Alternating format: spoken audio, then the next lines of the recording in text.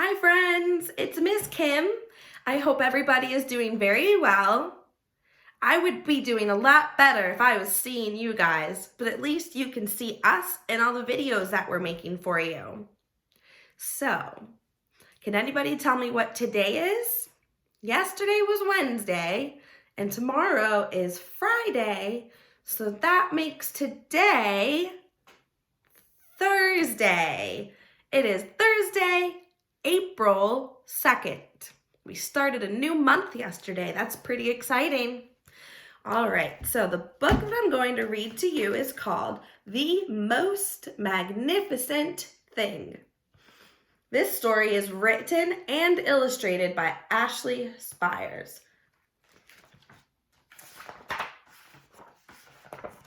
Okay, here we go. This is a regular girl and her best friend in the whole wide world. They do all kinds of things together. They race, they eat, they explore, they relax. She makes things, he unmakes things. One day, the girl has a wonderful idea. She is going to make the most magnificent thing. She knows just how it will look. She knows just how it will work.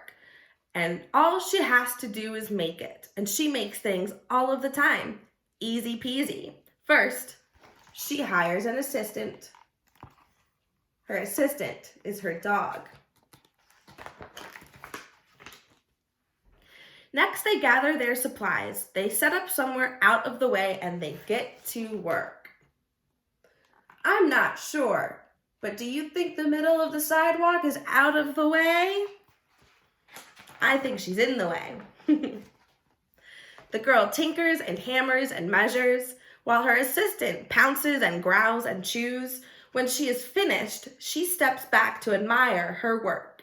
She walks around one side, her assistant examines the other side. It doesn't look right. Her assistant picks it up and gives it a shake. It doesn't feel right either. They are shocked to discover that the thing isn't magnificent or good. It isn't even kind of sort of okay. It is all wrong. The girl tosses it aside and gives it another go. Whoops.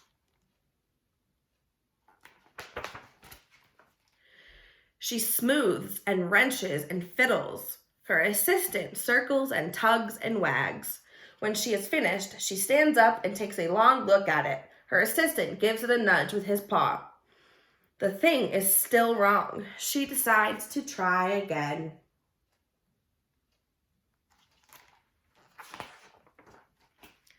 The girl saws and glues and adjusts. She stands and examines and stares. She twists and tweaks and fastens. She fixes and straightens and studies.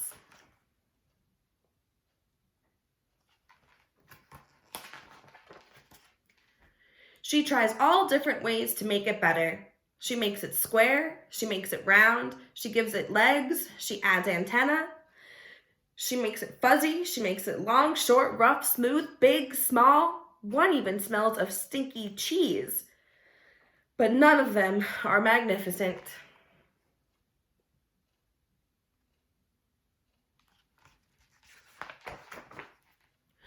Her hard work attracts a few admirers. But they don't understand. They can't see the magnificent thing that she has in her mind. She gets mad.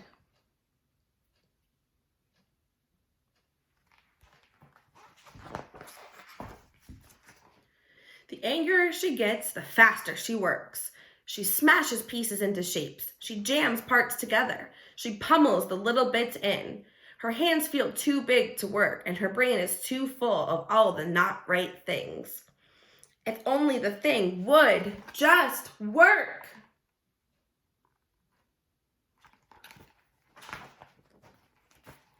Crunch! The pain starts in her finger. It rushes up to her brain, and she explodes. It is not her finest moment.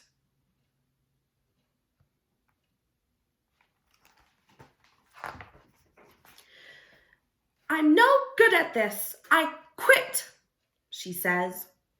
Her assistant suggests a walk.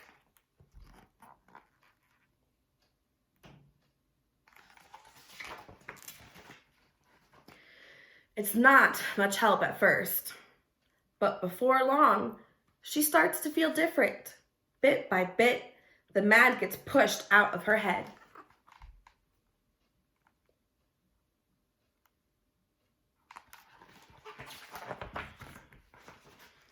As they stroll along, she comes across the first wrong thing she made. The bad feelings are about to start all over again.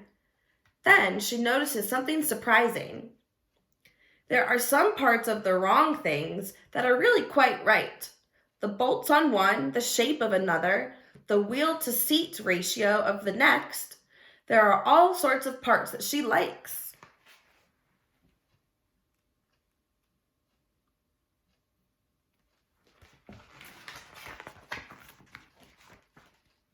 By the time she reaches the end of the trail, she finally knows how to make the magnificent thing. She gets to work. She works carefully and slowly, tinkering, hammering, twisting, fiddling, gluing, painting. Her assistant makes sure there are no distractions. This gentleman says, "This is the perfect thing to work off bears." This lady says, "This will stop that leak." And this little boy says, "This one's all wet." The afternoon fades into evening. Finally, she finishes. She alerts her assistant.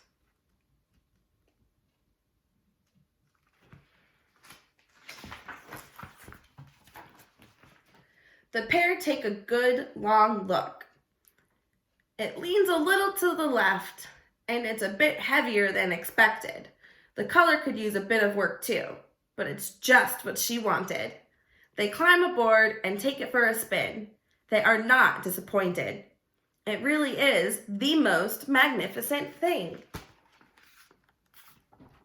She made a little attachment for her scooter for her dog to sit in.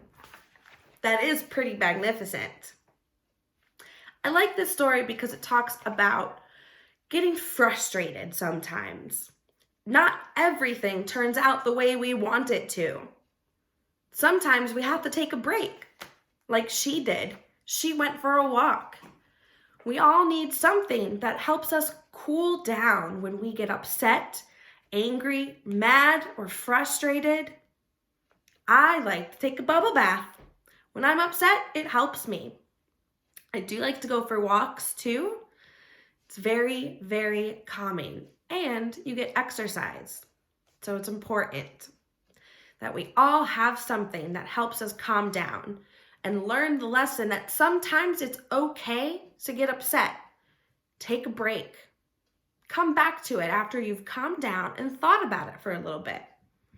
I also like the story because it shows you that hard work pays off. Try again. I hope you guys like the story, and maybe you can come up with something magnificent to make yourself. You guys have a wonderful Thursday and a great weekend, okay? Bye, guys!